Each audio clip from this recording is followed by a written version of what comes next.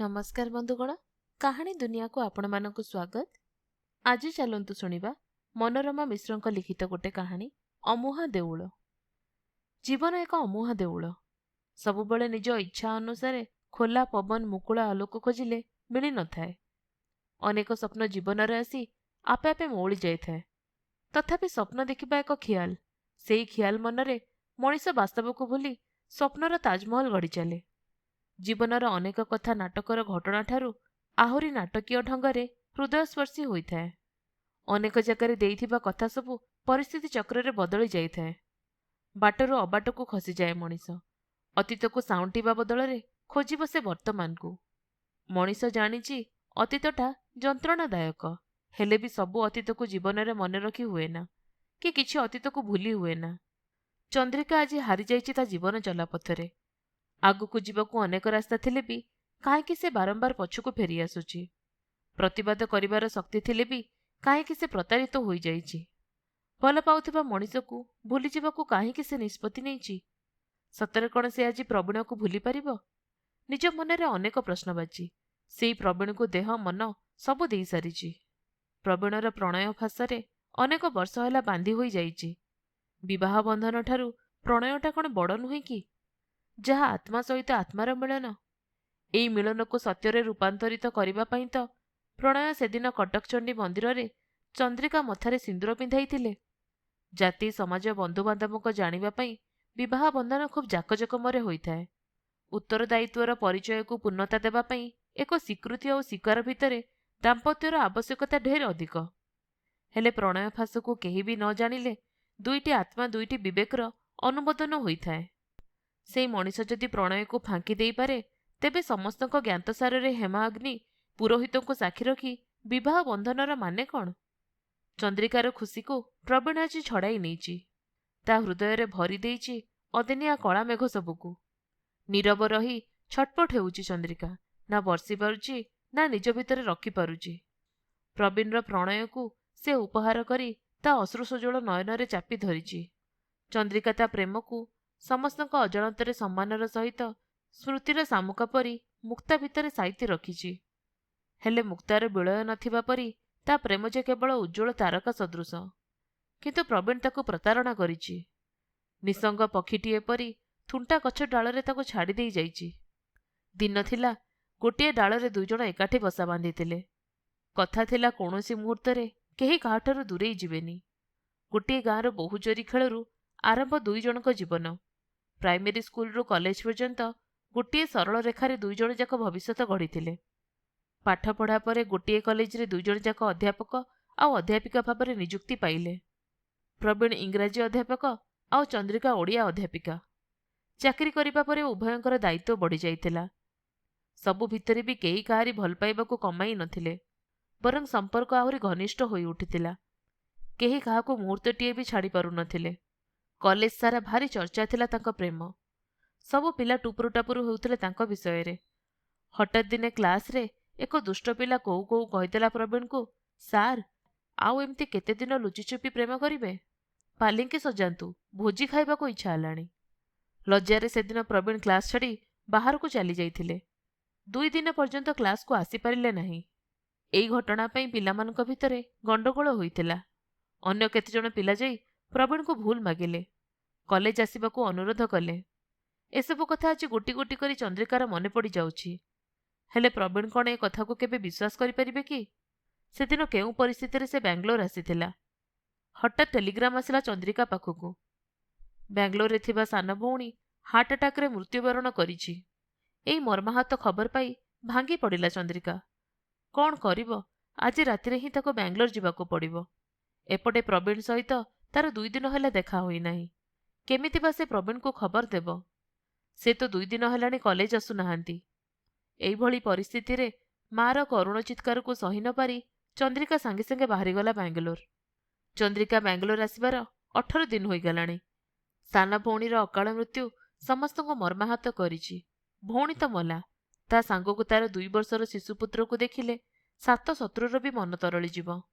चंद्रिका को से जमा छाड़ू नाही, कारण 2 भौणीकर चेहरा देखिबाकू एका भली। एई भली एक दुखद परिस्थिति रे चंद्रिका प्रवीण को भूली नथिले भी ଭାବିପାରୁନଥିଲା।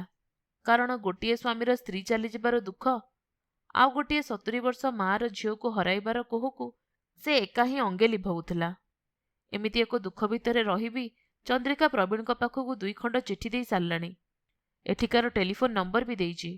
କିନ୍ତୁ ଏଭଳି ପରିସ୍ଥିତିରେ ପ୍ରବୀଣଙ୍କଠାରୁ ପଦଟିଏ ସମବେଦନା ବି ପାଇଲା ନାହିଁ। ବହୁତ ଭାବିଲା ଚନ୍ଦ୍ରିକା। ସେଇ ଦିନରୁ କ'ଣ ପ୍ରବୀଣ କଲେଜ ଆସିନାହାନ୍ତି? ଯାହାଫଳରେ କଲେଜ ଠିକଣାରେ ଦେଇଥିବା ଚିଠିକୁ ସେ ପାଇନାହାନ୍ତି।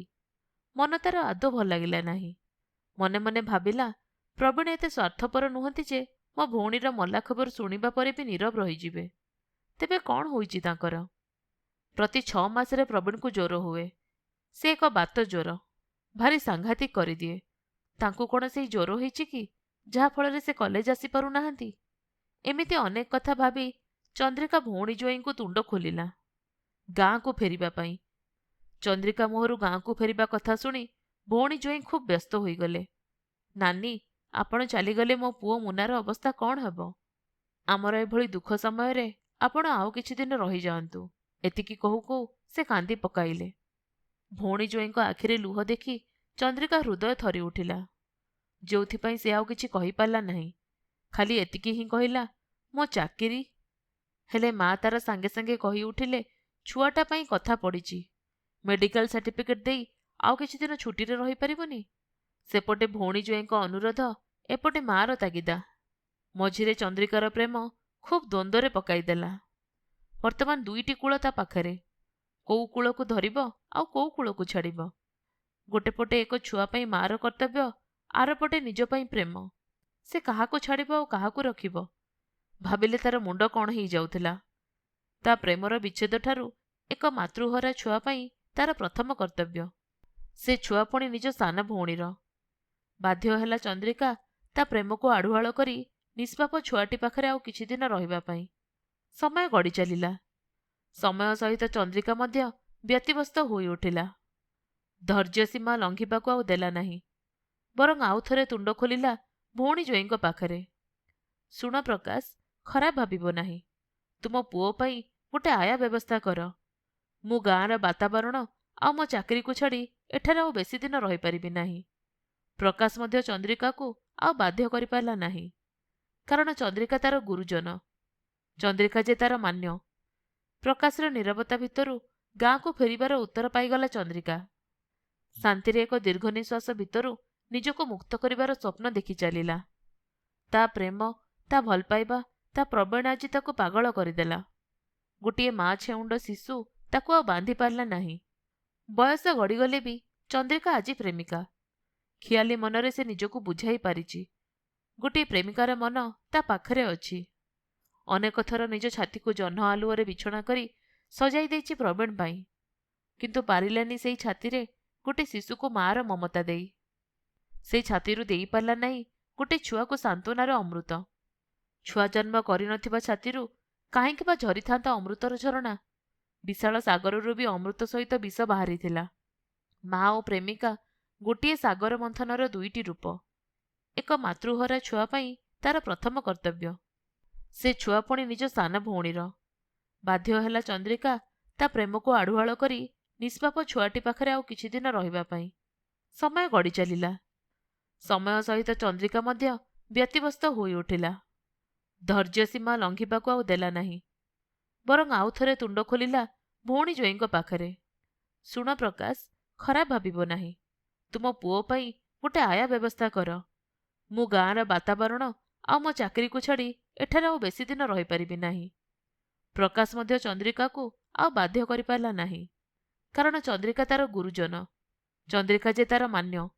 ପ୍ରକାଶର ନୀରବତା ଭିତରୁ ଗାଁକୁ ଫେରିବାର ଉତ୍ତର ପାଇଗଲା ଚନ୍ଦ୍ରିକା।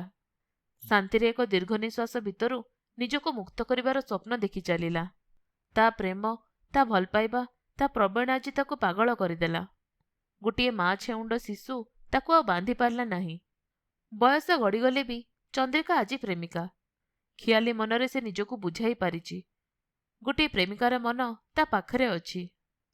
ଅନେକ ଥର ନିଜ ଛାତିକୁ ଜହ୍ନ ଆଲୁଅରେ ବିଛଣା କରି ସଜାଇ ଦେଇଛି ପ୍ରବୀଣ ପାଇଁ। କିନ୍ତୁ ପାରିଲାନି ସେଇ ଛାତିରେ ଗୋଟେ ଶିଶୁକୁ ମାଆର ମମତା ଦେଇ। ସେଇ ଛାତିରୁ ଦେଇପାରିଲା ନାହିଁ ଗୋଟେ ଛୁଆକୁ ସାନ୍ତ୍ୱନାର ଅମୃତ। ଛୁଆ ଜନ୍ମ କରିନଥିବା ଛାତିରୁ କାହିଁକି ବା ଝରିଥାନ୍ତା ଅମୃତର ଝରଣା? ବିଶାଳ ସାଗରରୁ ବି ଅମୃତ ସହିତ ବିଷ ବାହାରିଥିଲା। ମା ଓ ପ୍ରେମିକା ଗୋଟିଏ ସାଗର ମନ୍ଥନର ଦୁଇଟି ରୂପ, ଆକାଶ ପାତାଳ ପ୍ରଭେଦ। ପ୍ରେମିକା ହାରିଗଲେ ନିଜ ଭିତରେ ହିଂସ୍ର ହୋଇଯାଏ, ଆଉ ଜିତିଲେ ବି ସ୍ତ୍ରୀର ରୂପ ନେଇ ସୁନ୍ଦର ମାଟିଏ ହୋଇପାରେ। ଚନ୍ଦ୍ରିକା ଆଜି ହାରିନି ସତ, କିନ୍ତୁ ହାରିବାର ସ୍ୱପ୍ନ ତାକୁ ବାରମ୍ବାର ଇସାରା କରୁଛି। ପ୍ରବୀଣର ନୀରବତା ତାକୁ ଭୟଙ୍କର ସନ୍ଦେହ ଘେରରେ ପକାଇ ଦେଇଛି।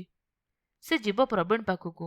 ପ୍ରଥମେ ଦେଖିଲେ କାନ ଧରି ଶାସନ କରିବ, ଭଉଣୀ ପରି ଅଳି କରିବ, ସ୍ତ୍ରୀ ପରି କାନ୍ଦି କାନ୍ଦି ଲୁହରେ ପିନ୍ଧା ପଣତ ଭିଜାଇ ଦେଇ ଅଭିମାନରେ ପଚାରିବ, ମତେ ଛାଡ଼ି ଦୀର୍ଘ 3 ମାସ କେମିତି ଏକୁଟିଆ ରହିଥିଲ? ଏମିତି ଭାବନା ଭିତରେ ହସିଛି ଚନ୍ଦ୍ରିକା, ପାଗଳାମୀର ହସ। ଆରେ, ସେ କିଛି ବି ଦଣ୍ଡ ଦେଇପାରିବ ନାହିଁ, କିଛି ବି କହିପାରିବ ନାହିଁ ପ୍ରବୀଣକୁ, କାରଣ ସେ ଏବେ ବି ପ୍ରବୀଣର ପ୍ରେମିକା। ଏହିପରି ଭାବନାର ଅନ୍ତରାଳରେ ଚନ୍ଦ୍ରିକା ତା ଲୁଗାପଟା ସଜାଡ଼ିଲା ବାଙ୍ଗାଲୋରରୁ ନିଜ ଗାଁକୁ ଫେରିବା ପାଇଁ, ଯେଉଁଠି ଅଛି ତା ପ୍ରେମ, ତା ସ୍ମୃତି, ତା ଭଲ ପାଇବା। ଏହି ସମୟରେ ହଠାତ୍ ଟେଲିଫୋନ ରିଙ୍ଗ ହେଲା। ଖୁସିରେ ଧାଇଁଗଲା ଚନ୍ଦ୍ରିକା। ଫୋନ ଆସିଲେ ସେ ହିଁ ଆଗ ଖୁସିରେ ଧାଇଁଯାଏ। କାଳେ ତା ପ୍ରବୀଣ ଫୋନ କରିଥିବେ କି? ହେଲେ ଆଜି ଚନ୍ଦ୍ରିକାର ଭାବନାରେ ପୂର୍ଣ୍ଣଚ୍ଛେଦ ପଡ଼ିନି। ଅନେକ ଅବିଶ୍ୱାସ ଭିତରେ ମଧ୍ୟ ନିଜକୁ ସେ ବିଶ୍ୱାସ କରିପାରୁନି। ସତରେ ତା ପ୍ରବୀଣ ହିଁ ଫୋନ କରିଛି। ହେଲୋ କହିବା ପରେ କଇଁ କଇଁ ହୋଇ କାନ୍ଦି ପକାଇଲା ଚନ୍ଦ୍ରିକା। ବାଷ୍ପରୁଦ୍ଧ କଣ୍ଠରେ ପାଗଳୀଙ୍କ ପରି ପଚାରିଦେଲା, ଏତେ ଦିନ ପରେ ତମର ମୋ କଥା ମନେ ପଡ଼ିଲା? କ'ଣ ତମ ଦେହ ଭଲ ନଥିଲା? ତୁମେ କ'ଣ କଲେଜ ଆସୁନଥିଲ? କ'ଣ ହେଇଛି ତୁମର? କିଛି କହୁନ କାହିଁକି? ପ୍ରବୀଣ ମୋ ଉପରେ ରାଗିଛ? ସତ କହୁଛି, ବାଙ୍ଗାଲୋର ଆସିବା ଦିନ କିଛି ବି ସୁଯୋଗ ନଥିଲା ତୁମକୁ ଦେଖା କରି ଆସିବା ପାଇଁ। ମୁଁ ଜାଣିଛି ତମେ ମୋତେ ଖରାପ ଭାବିଛ। ହଠାତ୍ ମୋ ସାନ ଭଉଣୀ ଚାଲିଗଲା। ସେ ଦୁଃଖରେ ମା ଭାଙ୍ଗି ପଡ଼ିଲେ। ଏପରି ପରିସ୍ଥିତିରେ ମୁଁ କ'ଣ ବା କରିପାରିଥାନ୍ତି? କଥା ଭିତରେ ହଠାତ୍ ପୂର୍ଣ୍ଣଚ୍ଛେଦ ଟାଣି ହୋଇଗଲା। ଚନ୍ଦ୍ରିକା ମୁହଁଟି ଶୁଖି କଳାକାଠ ପଡ଼ିଗଲା। ତା କଣ୍ଠ ବାଷ୍ପରୁଦ୍ଧ ହୋଇଗଲା। ଫୋନରେ ଶୁଣିବା ଛଡ଼ା କିଛି ବି ପ୍ରବୀଣକୁ କହିପାରିଲା ନାହିଁ। ପ୍ରବୀଣଙ୍କ କଥା କେବଳ ସେ ନିଜେ ହିଁ ଶୁଣୁଥିଲା, କାହାକୁ ଆଉ ଶୁଣାଇ ପାରିଲା ନାହିଁ। ପାଖରେ ଥିଲେ ମା ଏବଂ ସାନ ଭଉଣୀର ଜ୍ୱାଇଁ ପ୍ରକାଶ। ତଥାପି ବାଷ୍ପରୁଦ୍ଧ କଣ୍ଠରେ ଚନ୍ଦ୍ରିକା ପଦଟିଏ କହିଲା, ଠିକ୍ ଅଛି ପ୍ରବୀଣ, ଏତେ ଦିନର ସମ୍ପର୍କକୁ ଅପେକ୍ଷା ନ କରି 3 ମାସ ବ୍ୟବଧାନରେ ତମେ ଅନ୍ୟ ଜାଗାରେ ବିବାହ କରିନେଲ। ତମ ଭଲ ପାଇବା କ'ଣ ମୋ ପାଇଁ ଖେଳଘର ଥିଲା? କିନ୍ତୁ ମୋ ପାଇଁ ତାହା ଆଜି କାଳ ହୋଇଗଲା। ଆଜି ମୋତେ 34 ଫଗୁଣ ଅତିକ୍ରମ କରିସାରିଲାଣି। ଆଉ କାହା ଜୀବନରେ ଆସିବାକୁ ସ୍ୱପ୍ନ ବି ଦେଖିପାରିବି ନାହିଁ। ହେଲେ ଆଜିଠାରୁ ତୁମ ପ୍ରେମ ମୋ ପାଇଁ ଏକ ଅମୁହା ଦେଉଳ ହୋଇ ରହିଗଲା, ଯେଉଁ ଦେଉଳରେ ଦିଅ ନାହାନ୍ତି। ଆପଣମାନେ ଶୁଣୁଥିଲେ ମନୋରମା ମିଶ୍ରଙ୍କ ଲିଖିତ ଗୋଟେ କାହାଣୀ ଅମୁହା ଦେଉଳ।